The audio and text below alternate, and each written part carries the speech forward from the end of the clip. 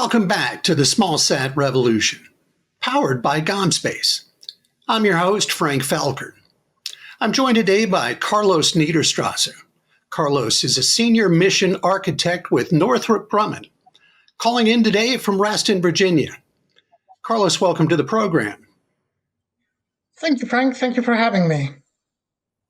I really appreciate you taking the time to be with us today, Carlos. I know you have a lot of experience with the SmallSat show, and I'd like to start with that. You've been going there off and on for the better part of a couple of decades. Can you speak to what the show was like when you first started going and just sort of overall what changes you've seen?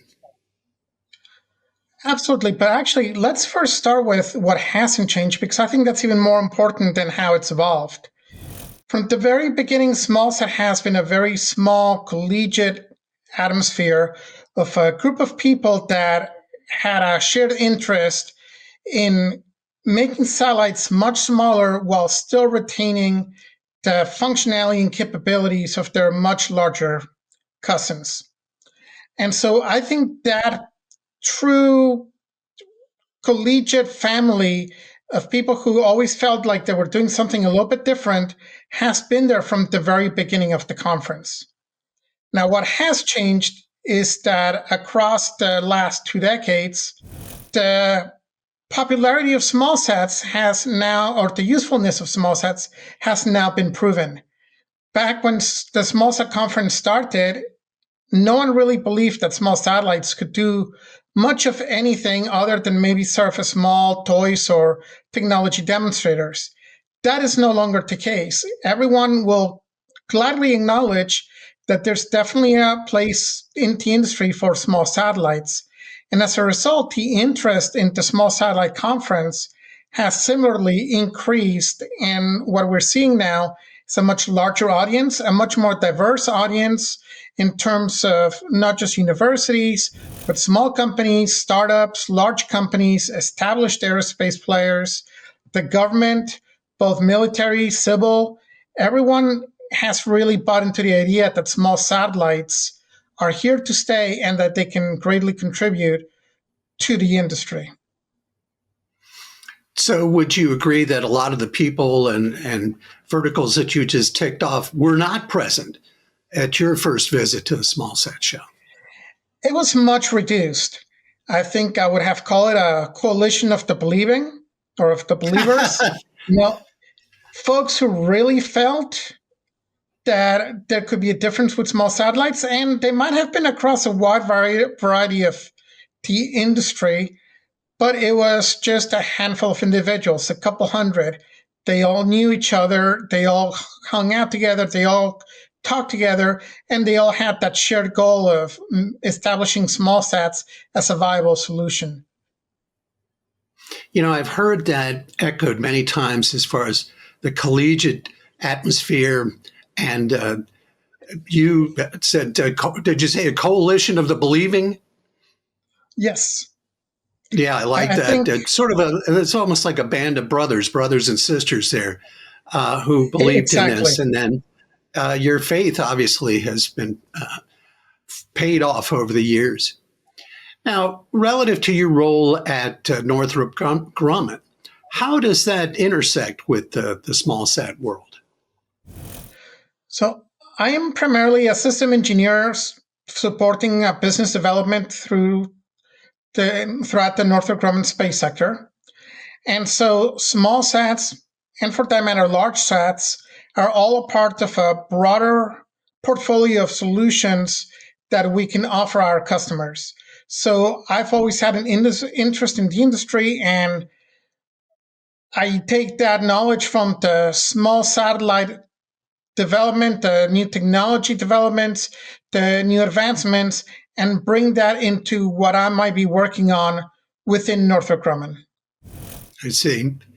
And so I'd be curious, and I know there's only certain things you can speak to because of 3-letter agencies you work with and for other reasons. But what sort of support and resources does a large company like Northrop Grumman put behind small satellites? It will vary immensely depending on the specific projects that we're going through. Like I said, from a large corporation, we see SmallSats as another effective tool in our portfolio of solutions we can provide to customers. And as a Hmm. result, we'll put whatever resources are required for any specific pursuit. Well, it makes sense. If it'll work for you, if it's worth testing, the resources will show up. Now, another small physical part of the whole space ecosystem that you have interest in is small launch vehicles. And in fact, for a period of time, you were publishing an annual survey of small launch vehicles and the companies that were manufacturing them. What drew your attention to that area? So, yes, small launch vehicles were certainly very interesting new development. I shouldn't say new development. Small launch vehicles had always existed in the market, but about 15 years ago, the potential number of small launch vehicles under development hugely increased. Um, Initially, what drew me to it is that as part of Northrop Grumman, I could be both a competitor and a customer to a lot of these small launch vehicles. But as it's often the case, there were broader trends that just from personal interest, I started following and started just gaining more knowledge about what was going on in that particular niche of the industry. And as such, I started publishing this paper that kind of outlined all of the various companies that were attempting or thought they might be interested in developing a new launch vehicle. So a lot of the information I put in that paper and what we might be talking about today really came from kind of that personal interest growing out of an overall interest in the space industry at large. Well, and that's part of what I'm curious about. You were interested in these because it more democratized access to launch, or what is something that you could build in your backyard as somebody who knows how to build rockets, or what drew you to it? I think it was just primarily the change in the overall ecosystem, right? Up until 15-ish years ago, there were a very small number of players that were in the launch business at all, let alone the small launchers. You could Mhm. probably count them in two hands worldwide. And then about 15 years ago or so, we started seeing many more players starting to show up in the field. Many were well funded, others were dreamers out of their garage. There was a wide variety. And so it became very interesting to see just the large number of potential entrants. And like I mentioned earlier, I made a very good point of trying to, when I was tracking these, stay completely agnostic and judgment free, right? I wanted to find out who all was developing or thought they were developing these launch vehicles, knowing full well that most of them were not well funded, knowing full well that even ones that were funded may not succeed. And some had very technically capable teams, others had teams that really were just 3 or 4 people. But I purposely went at this from a no judgment perspective, right? So if a company or a group of individuals thought that they were developing a small launch vehicle, I took them at their word and I evaluated them in terms of collecting any data they had published as if they were completely for real. Whether I thought they were credible or not credible didn't really matter, and I didn't present any of that information. Rather, I just want to present to the community at large the broad number of organizations that were starting to develop these vehicles. I do want to dive into what you found, but just for the sake of our audience, how would you define what a small launch vehicle is? Is it by payload or what? So it is a somewhat arbitrary limit. Hmm. I don't think there's a textbook definition. The way I was defining it was if a launch vehicle was capable of carrying up to 1,000 kilograms to low Earth orbit, however, the vendor defined low Earth orbit, I consider that to be a small launch vehicle. If the vendor felt that they could launch more than 1,000 kilograms, then it didn't make my cut just for the sake of being able to draw a line someplace. Okay. Well, it's, as you say, an arbitrary choice, but I'm sure you made it based on your experience, and somebody's got to draw the line someplace. Now, what did you find as you published this year after year? I imagine you saw growth, but were there any things that surprised you? So yeah, I published this for about 6 years. The last time I published this paper was a couple of years ago. And the first thing that surprised me was the growth. I mean, even when I started, the first time I published the paper, I was already surprised by the number of potential entrants I had identified. There were on the order of 40 or so entrants, depending a little bit on how you count it. By the time I stopped publishing it 6 years later, I was keeping track of over 130 entrants. Throughout the process, I was discovering new ones. Ones that I had previously discovered were dying away or closing shop. So it was a very dynamic environment. A lot of it was driven by the rise in constellations. We were hearing a lot about a multitude of communication constellations and imaging constellations. So potential launch vehicle vendors thought that these constellations might be a very viable business plan. We were also starting to see a lot of outside investor money. That has slowed down a little bit, but for a period of time there, outside investor money, whether venture capital or IPOs or SPAC mergers, were very popular, and we were seeing a lot of money pouring into the sector at large. So I think that really pushed the growth of the number of organizations that thought, hey, I can build a launch vehicle, and I perhaps can differentiate myself amongst all the other players. Now, clearly there's one disadvantage of the small launch vehicles, which is the amount of payload they can carry. But what sort of advantages do they offer over more, shall we say, traditional launch vehicles? Sure. And the large launch vehicles, say 5,000 kilograms to orbit or more, if you have a small payload that you're interested in launching, you basically have to go in something called a rideshare, where it's a launch vehicle that has spots for sometimes one or two, sometimes dozens of smaller payloads that they can carry. And usually the orbit, the schedule is determined by whoever has the primary payload on that rocket. So from a perspective of the small secondary rideshare payloads, it's always often been compared to you're getting in a bus, right? The bus will stop at a certain stop. It'll stop there at a certain time, and it will drop you off at a certain stop at a certain time. You get very, very little flexibility. Maybe you can get one bus later, 20 minutes later.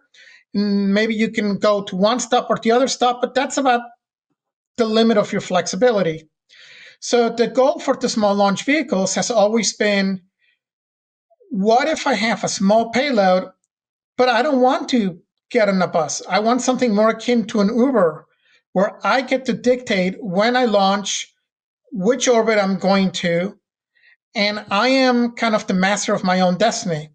So the primary value proposition that almost every small launch vehicle had was, hey, we might be a little bit more expensive on a pure per kilogram of payload basis, but we will get you where you want to go, when you want to go, on your terms, not on the terms of some larger payload that's the main contract for the large launch vehicle.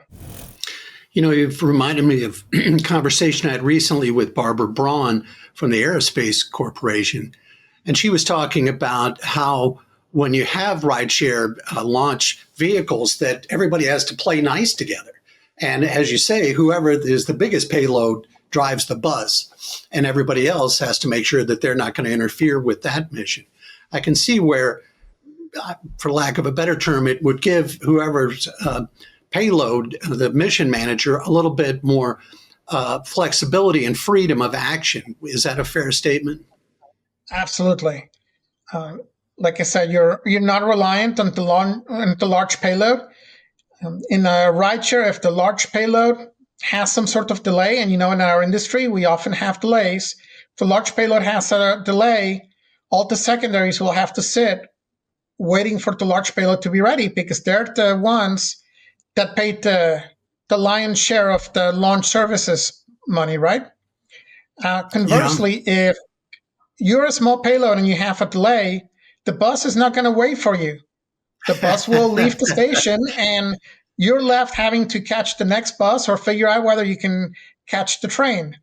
So, in both of those cases, whether it's your fault or the large payload's fault, you're kind of out of luck. So, with the launch vehicle, with the small launch vehicle, you're on a dedicated mission. You're the master of your own destiny. Did your research go so far as to look into the cost difference between rideshare and your own small vehicle? I didn't really do a direct comparison. Most of what I did was just trying to gauge when the potential vendors were publishing how much their launch would cost, just trying to gauge what that cost was and documenting it. But I didn't do a lot of analysis against rideshare or against larger launch vehicles. I mean, I can tell you, as you might expect with so many potential vendors, the price points varied greatly, but it was roughly anywhere from 2 to 5 times more on a per kilogram basis. But again, that's a very rough estimate. Well, that's a significant difference, but as with every business decision, you have to weigh the costs and the benefits and decide what works best for you.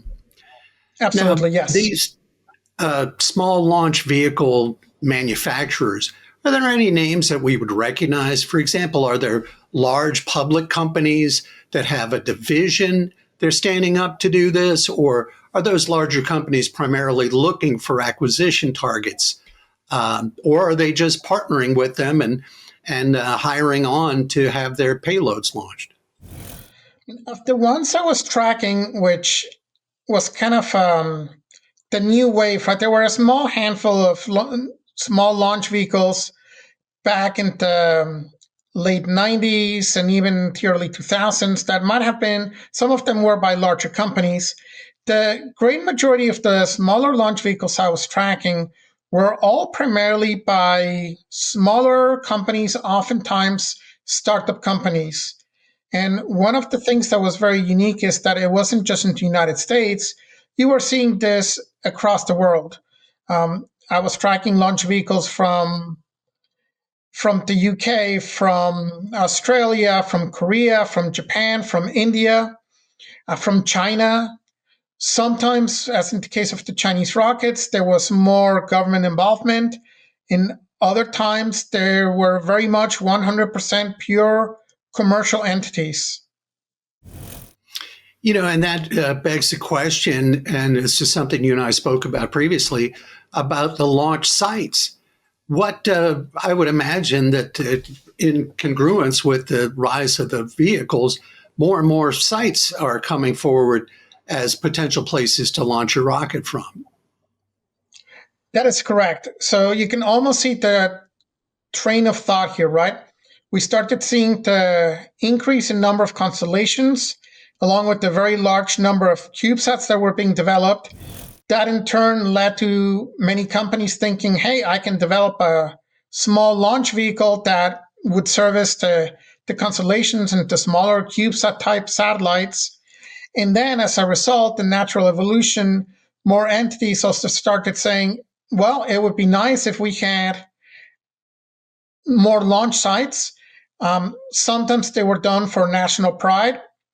I don't want to necessarily go to Russia or to US to launch my rocket. I want to launch it out of native soil, whatever country I happen to be at. Other times, again, it was purely commercial play.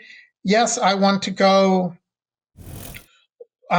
build a new launch site because there's the possibility of all these new entrants needing new rockets, and the established spaceports like California, like Florida, like here Wallops in Virginia are going to get pretty crowded. So into US, we started seeing New Mexico, we started seeing Georgia talk about establishing spaceports. Oftentimes, those were kind of a commercial government industry partnership. And worldwide, we had a lot of different areas. Australia has talked about one. The UK at one point was looking at potentially 5 different spaceports. Norway, Sweden, even smaller countries like Costa Rica were looking at, can I build a spaceport so that I can say I am launching rockets from my country? Well, it strikes me that I don't want to use the boomtown analogy, but for example, San Francisco certainly benefited from the gold rush in the mid 19th century. And, you just mentioned Wallops. You and I are both in Virginia. Wallops Island is on the eastern shore of Virginia, on the other side of the Chesapeake Bay. And the state of Virginia and the Commonwealth of Virginia has created the Virginia Spaceport Authority to invest money and loosen up some regulatory hurdles and so forth to help support the growth of that spaceport and attract capital and attract jobs and so forth. Can you speak to Wallops Island, maybe just sort of as an example of what we might see or you are seeing worldwide relative to the development of these spaceports? Right, so I think that's definitely one of the models that people are trying to follow, right? Wallops Island had been a NASA facility for a long time, but was fairly limited in terms of larger rocket launches. Bring satellites to orbit. It was primarily used for sounding rockets for science. And Virginia established a Mid-Atlantic Regional Spaceport, or MARS, with a lot of encouragement and help from NASA, because it is on the Wallops Island facility that NASA has. But that really started growing some of the, I wouldn't say industry, because there's not a lot of industrial development, but the local community started seeing jobs pouring in as a result of the establishment of Mars, the ability to start launching larger rockets like the Minotaur or like the Antares rocket, and now the Electron as well. So regionally, that area certainly saw an influx of high-paying, high-technology jobs that previously were not there. I think for a lot of other countries and other companies, they're hoping to emulate that model, and in some areas, perhaps even take it further, where they're trying to also follow what, say, Florida is doing, where in addition to the spaceport, they're building entire industrial parks around there to try to really boost up the local industry. So I think for some countries and for some companies, that becomes very important. It's not just about the spaceport to launch the rocket, but it's, can I build an entire high-tech ecosystem around that launch site, not just for the rocket, but for the satellites, for the equipment that goes into the satellites, and really create large industrial capability nearby.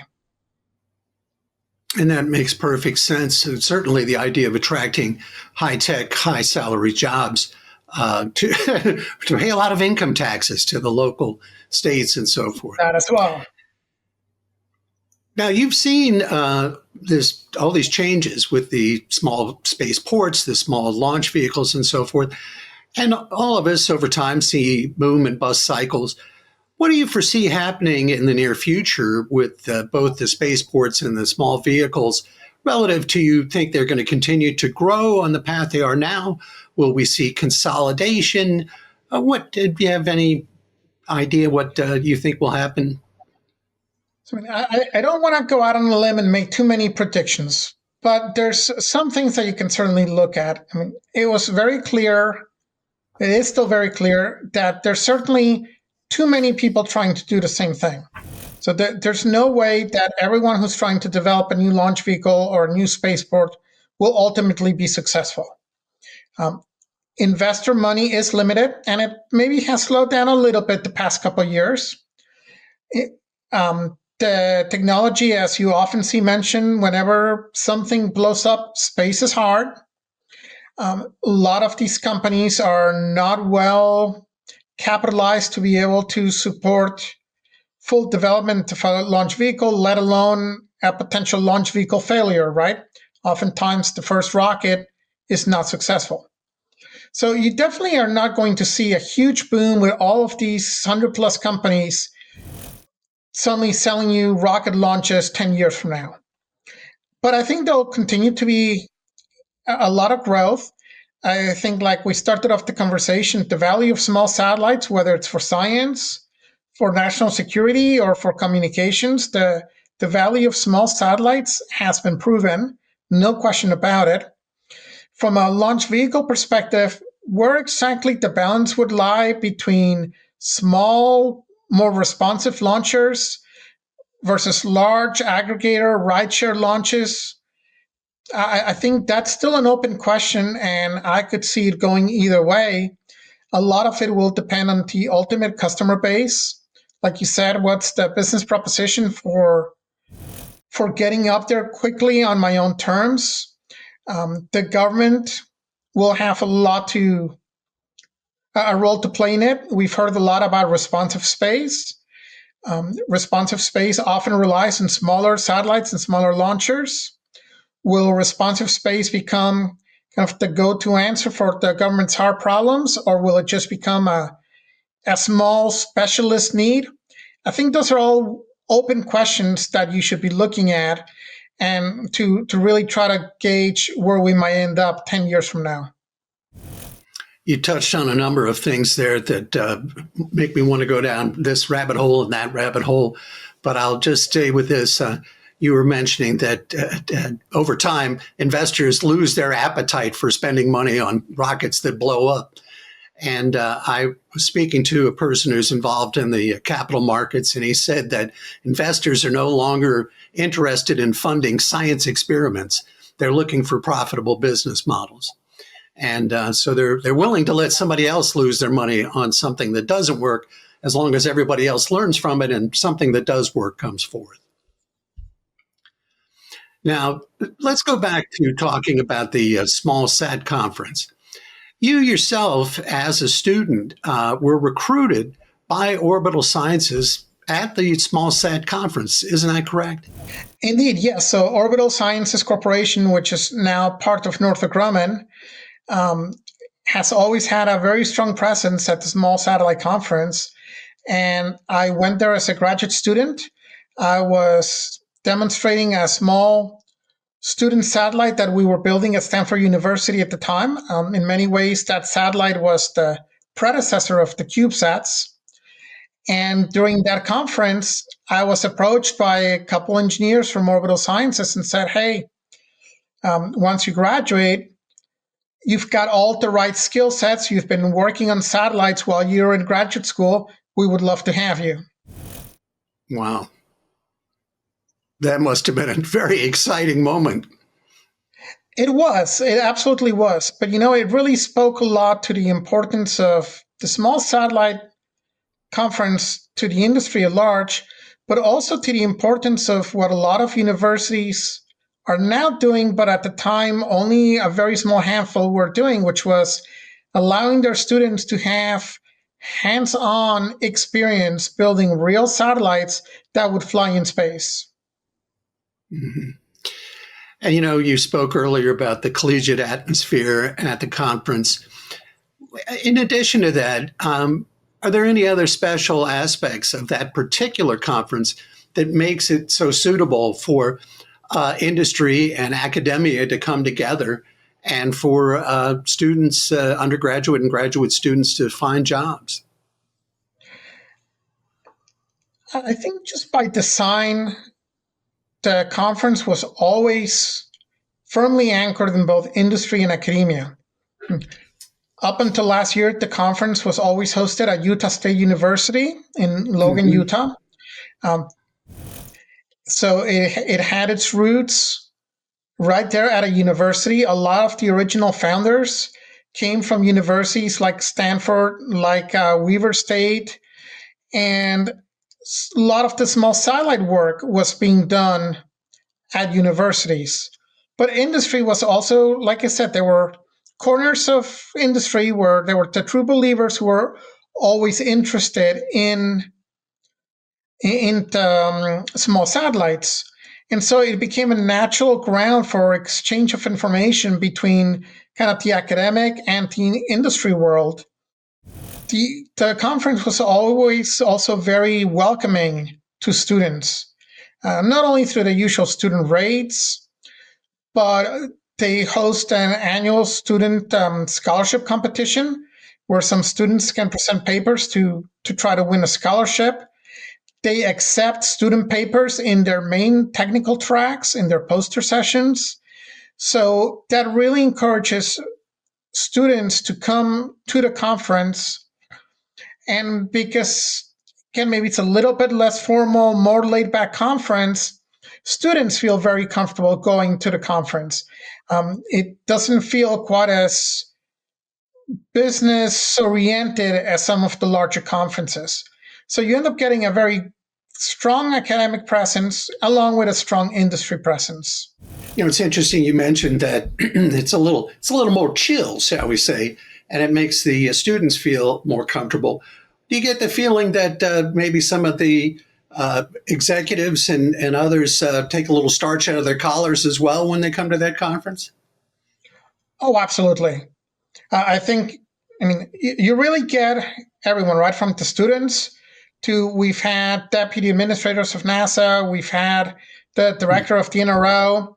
And even when we had someone like the director of the NRO who came in to give the keynote address, afterwards they would take time out of what's really a really busy schedule to walk around the exhibit hall, talk to people. And you could see that there was certainly a little bit more relaxation. It wasn't the usual conference where you had a lot of big companies trying to announce the greatest big deal that they just signed, or the government making a huge announcement about a new procurement that they were going to carry out. It was just more like we're all here to exchange information, to learn from each other. Sure, there's going to be announcements. Sure, at the end of the day, companies are trying to sell their products, but it didn't have that feeling that some of the very large trade shows might have. You know, I've very much gotten that sense through the interviews that I've been doing with people involved with the conference, such as yourself. And I have a feeling that, because my next question is going to ask you again to look to the future, but would you agree that it's probably likely that going into the future, this same vibe and collegial atmosphere will continue at that conference? I think so, and I certainly hope so. I think the organizers, and kudos to Pat and Marianne and the other organizers, they've really focused on keeping that feel for the conference. So even this year, when the conference is moving to Salt Lake City, because quite frankly, it had gotten too big for Utah State University, I think they appear to be doing a great job to really keep that small community feel that the conference has always had. But it's not just the organizers, right? It's also the attendees themselves. I mean, you've mentioned Barbara Brown. I know her very well. I know several other folks too, that you have interviewed, and that is always the case when you go to SmallSat. Even as SmallSat continued to grow, there were always people who keep coming back, who know each other, who talk to the folks who might be coming in for the first time and make them feel welcome, so that I go to SmallSat and it's a family, right? People know me, I know people, and we then welcome all of the new folks who might be coming in for their first time. So it becomes a very happy atmosphere to be in. It's kind of relaxing to be away from everyone's everyday work, perhaps, and just take a few days to really go there, to network, to learn, to hear about the latest technologies. It's tremendous. Well, I want to ask you before we go, Carlos, to look into your crystal ball. And, you know, anything, I agree with what you said earlier. I think the way you put it was, I hesitate to make any predictions. And I don't blame you, because Lord knows, none of us knows what the future will bring. But based on what you've seen in the past, and what you see happening right now in terms of technology and the marketplace and so forth, do you have a sense of one or more things that you think will probably happen in the next 3 years or so? In the next 3 years, I don't know that we're going to see a lot of significant change. If you look to the next 10, 15, 20 years, I think the areas to look at is how much will shift from what even today to a large extent is a government-driven enterprise to truly purely commercial enterprise. We will start seeing things like the potential replacements for the International Space Station that will be more commercial in basis. Right, a number of companies are developing commercial space stations. A number of companies are talking about mining, about logistics for moon missions. Even if the government's going to the moon, can private companies supply a lot of those logistics? So I think that shift from government to commercial will be interesting. And along those lines will be the role that small satellites will continue to play. So say, for instance, it turns out that space mining really becomes successful and starts becoming a viable commercial endeavor. Small satellites might play the role of prospectors going forward, identifying asteroids that might be particularly resource rich. If the government does aim to establish a more permanent base on the moon, small satellites might play some of the role in establishing a telecommunications network around the moon so that multiple bases can talk to each other or astronauts are always in touch, or establishing a GPS-like system around the moon. So when you look at all of that, I think what I'm really looking to see is how much of a shift might happen from government to industry, how new potential markets might open up and evolve, whether it's in deep space or even closer to the Earth. And then, of course, there's always the question is, will there be kind of turning point technology or tipping point technology that happens that none of us can foresee, but that fundamentally changes some aspect of space exploration? I think as a long-time member of the industry and an even longer time space aficionado, I've been into space since I was about the age of 4 or so.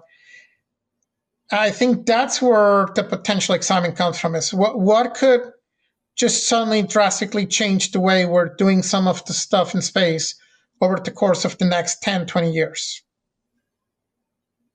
Carlos Niederstrasser, thank you so much for joining me today. Frank, it has been my pleasure, and I look forward to continuing to hear all the very interesting folks that you bring into the program, and certainly look forward to the SmallSat Conference this year. Thanks again to Carlos, and thank you for joining us. Until next time, I'm Frank Felker saying, I'll see you in space.